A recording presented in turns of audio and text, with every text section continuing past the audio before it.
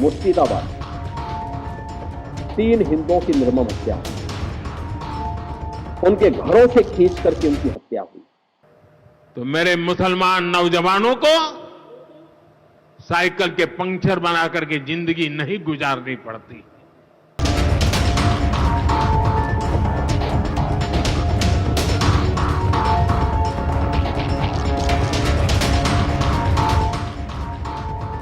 वक्फ कानून के नाम पर मुर्शिदाबाद में जो भी कुछ हुआ उसके निशान हर तरफ बिखरे पड़े हैं, क्योंकि सियासत में नुकसान अमीरों का नहीं गरीबों का होता है।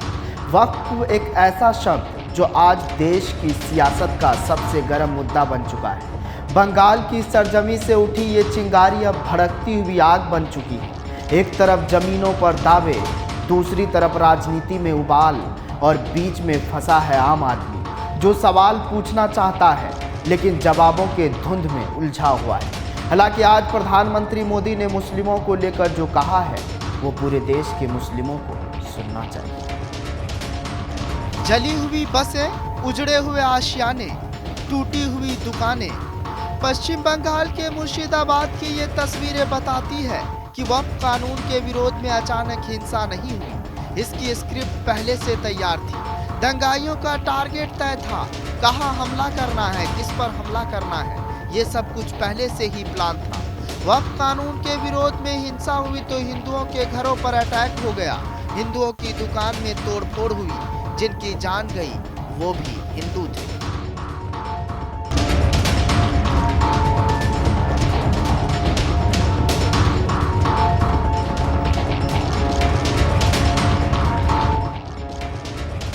प्रधानमंत्री नरेंद्र मोदी सोमवार को अपने हरियाणा दौरे पर मुस्लिम समुदाय को सच का ऐसा आईना दिखाया है जिससे कांग्रेस तिलमिला गई है। उन्होंने कहा कि वक्फ की संपत्ति का अगर ईमानदारी से उपयोग हुआ होता तो मुसलमान नौजवानों को साइकिल का पंचर बनाकर जिंदगी नहीं गुजारनी पड़ती। उनके इस बयान पर कांग्रेस और AIMIM चीफ असदुद्दीन ओवैसी, सपा नेता अबू आजमी बयान भी दिया है। सभी पीएम को उनके बयान के लिए टारगेट कर रहे हैं।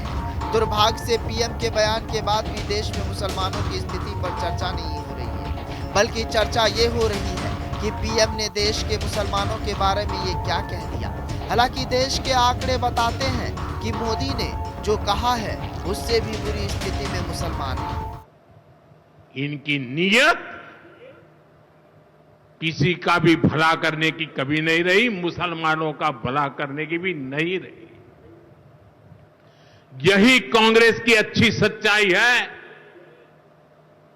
साथियों, वक्फ के नाम पर लाखों हेक्टर जमीन पूरे देश में है। इस जमीन, इस प्रॉपर्टी से गरीब का, बेसहारा महिलाओं बच्चों का भला होना चाहिए था। और आज ईमानदारी से उसका उपयोग हुआ होता तो मेरे मुसलमान नौजवानों को साइकिल के पंक्चर बना करके जिंदगी नहीं गुजारनी पड़ती। बंगाल सुलग रहा है। वक्फ की जमीनों को लेकर उठा विवाद अब महज एक कानूनी लड़ाई नहीं रहा, ये एक सियासी तूफान बन चुका है। जगह जगह प्रदर्शन हो रहे हैं, लोगों में दहशत का माहौल है और अब तो कुछ इलाकों से हिंदुओं की पलायन की खबरें भी आ रही हैं। क्या ये सिर्फ संयोग है या किसी बड़ी साजिश की आहट? सबसे बड़ा सवाल कि इस मुद्दे को लेकर आग में घी कौन डाल रहा है, सरकार, विपक्ष या फिर धार्मिक संगठन? लेकिन कहानी के उस पार सुलगते बंगाल की 16 आने सच क्या है? आजादी के बाद से कांग्रेस मुसलमानों को डराकर उनका वोट लेती रही। अगर कांग्रेस को मुसलमानों की इतनी ही चिंता होती तो देश में सबसे ज्यादा गरीब मुस्लिम समुदाय में नहीं होती। देश के अधिकतर मुसलमान आज नारकीय जीवन जीने को मजबूर हैं। शिक्षा से लेकर नौकरियों और बिजनेस सभी क्षेत्रों में उनकी स्थिति बेहद कमजोर है। यही कारण है कि सच्चर समिति की रिपोर्ट में मुसलमानों की स्थिति देश के दलितों से भी अधिक दयनीय बताई गई है।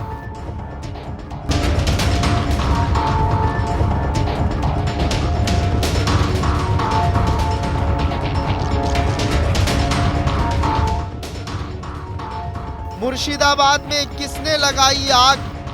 ममता सरकार जवाब दो। हिंसा को लेकर देश भर में तनाव का माहौल। ममता सरकार हिंदुओं पर अत्याचार क्यों? सीएम योगी ने भी उठाए भयंकर सवाल। वक्फ संपत्तियों से मुसलमानों का बहुत भला हो सकता था, पर ऐसा नहीं होने दिया गया। अब जब वक्फ संपत्तियों को भ्रष्टाचार खत्म करने की कोशिश हो रही है, तो एक बार फिर मुस्लिम समुदाय को भड़काया जा रहा है। आइए देखते हैं कि मुसलमानों की स्थिति पहले क्या थी और अब कैसे बदल रही है उनकी दुनिया। इसके साथ ही वक्फ बोर्ड कैसे मुस्लिम समुदाय का भला कर सकता है। और अब इस पर कार्रवाई हो रही है तो इसके लिए हिंसा भड़काई जा रही है। हिंसा में आपने देखा होगा कब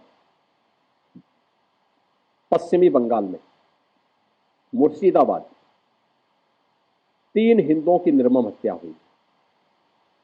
उनके घरों से खींच करके उनकी हत्या हुई। और ये सब कौन है?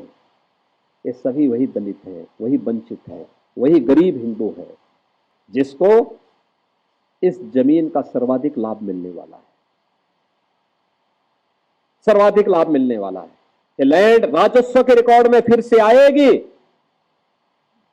तो एक गरीब भी हाई राइज बिल्डिंग का, मल्टी स्टोरी बिल्डिंग का लाभ उठा पाएगा। उसको भी वहां अच्छे फ्लैट सरकार बनाकर के उपलब्ध करवाएगी। जाहिर है योगी आदित्यनाथ हिंदुओं को लेकर पूरे गुस्से में नजर आते हैं। हालांकि कांग्रेस के शासनकाल में मुसलमानों का राजनीतिक प्रतिनिधित्व भी घटता गया। 1980 में लोकसभा में 49 मुस्लिम सांसद थे, जो 2014 में घटकर 22 रह गए। कांग्रेस ने 2014 के चुनाव में 31 मुस्लिम उम्मीदवारों को मैदान में उतारा था, जिनमें से केवल 7 संसद पहुंच सके थे। मुस्लिम समुदाय का भी मानना है कि कांग्रेस उन्हें प्रतिनिधित्व का मौका नहीं दे रही है, जिससे समुदाय में असंतोष बढ़ा है। 2014 के बाद बीजेपी प्रभाव के चलते कांग्रेस ही नहीं, समाजवादी पार्टी, आरजेडी जैसी पार्टियों ने भी लोकसभा और विधानसभा के चुनाव में मुसलमानों को टिकट देना कम कर दिया है। जाहिर है जब बंगाल में कोई भी आंदोलन हो वो तबाही में तब्दील हो जाता है, और ये तबाही सिर्फ जान माल की नहीं होती है, वो मानसिक रूप से भी होती है। मुर्शिदाबाद में हुई हिंसा और कट्टरपंथियों के दिए जख्म तो धीरे धीरे भर रहा है, लेकिन एक जख्म जो कभी नहीं भर पाएगा वो है मुर्शिदाबाद में मारे गए हिंदुओं का दर्द, जिनके एक पिता बेटे के, एक बहन का भाई, एक बेटे के पिता, वो भी कभी वापस नहीं लौट पाएगा। फिलहाल इस कहानी में आज के लिए बस इतना ही। जनतंत्र टीवी पर खबरों का सिलसिला जारी रहे। ब्यूरो रिपोर्ट, जनतंत्र टीवी।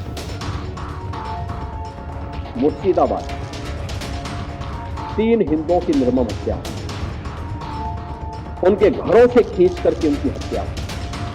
तो मेरे मुसलमान नौजवानों को साइकिल के पंक्चर बना करके जिंदगी नहीं गुजारनी पड़ती।